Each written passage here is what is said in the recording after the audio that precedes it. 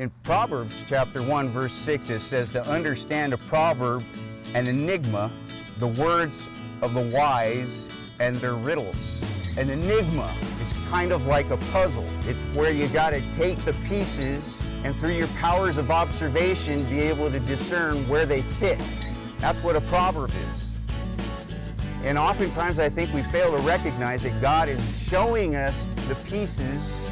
He's putting the pieces on the table before us so that we can see a bigger picture. We get fixated on one particular piece and we're trying to cram it in the same spot, forcing it where it doesn't belong.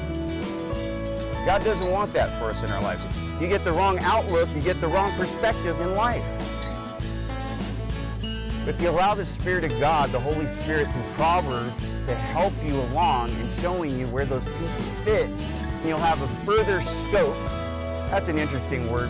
A focus is nothing more than a spot that you're looking at. In this case, it's a target. We call it the glory of God, like a bullseye. And when you can't hit the bullseye, we call it missing the mark. That's sin. We get the wrong perspective because we focus on the wrong thing. We're focusing on the sin and not the target. And every time you focus on the sin, you're going to miss the target.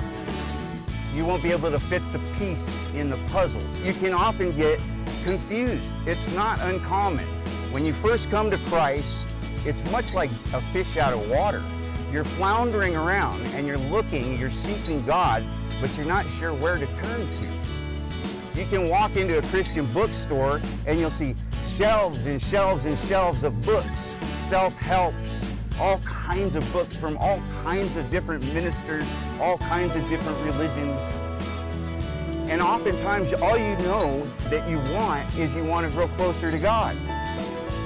Well, where do you start? Well, I submit to you that you start with Proverbs. It's the best place to start because God, through His Holy Spirit, then begins to teach us what it is to think. What about having an inspired revelation? Something that He revealed. He's shown you personally. That's a revelation.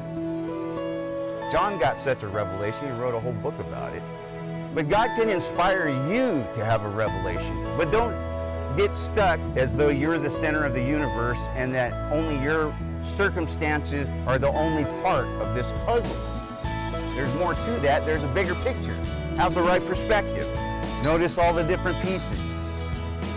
That's what Solomon is trying to help us understand in Proverbs. The words of the wise.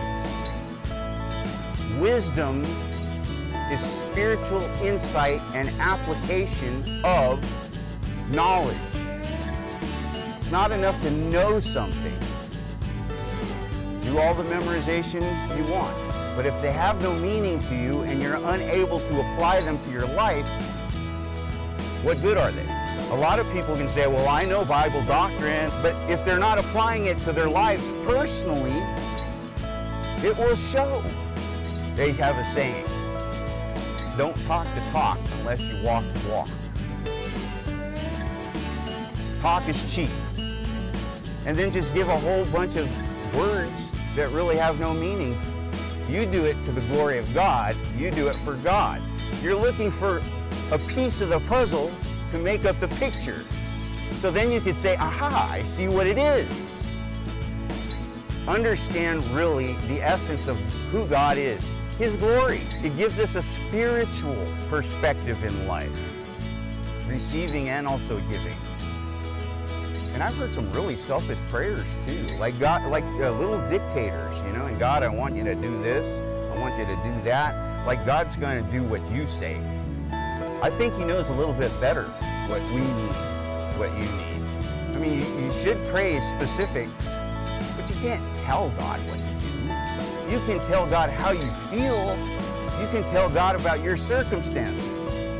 You can ask God to reveal something to you.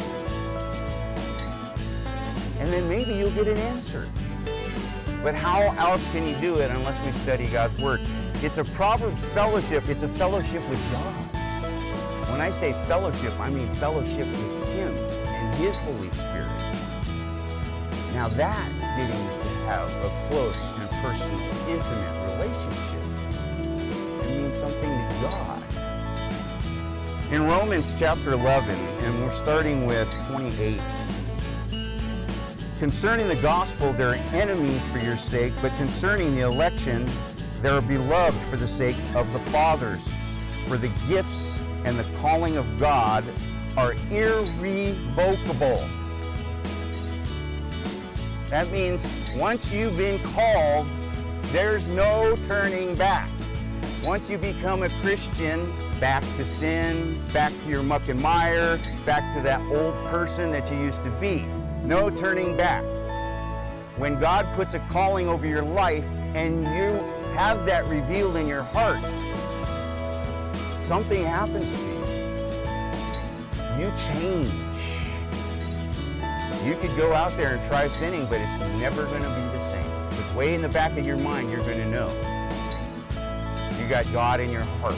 You're taking Him with you. That's no fun. And in fact, what's going to end up happening is it's going to make you miserable.